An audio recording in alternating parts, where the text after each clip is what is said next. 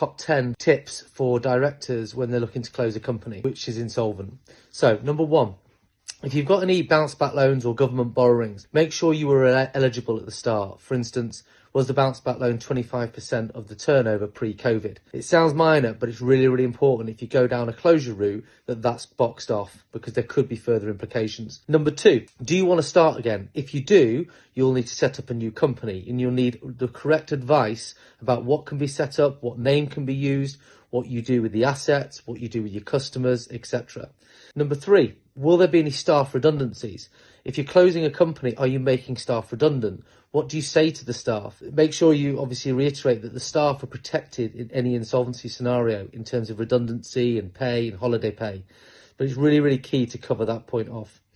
Number four, which insolvency practitioner are you going to use? A lot of people go to their accountants and referred just a one size fits all. But the insolvency practitioner is the person who's going to investigate you and sell all the assets on behalf of the company. So it's absolutely pertinent that you get the right one. Number five, how are you going to fund a liquidation?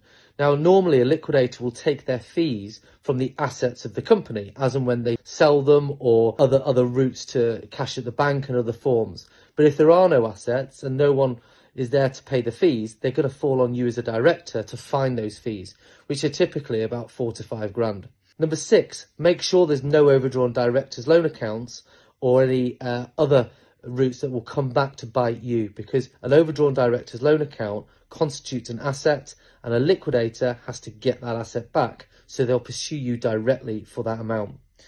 Number seven, were dividends taken up regularly and up to the date of closure? If they are, they could be deemed illegal dividends.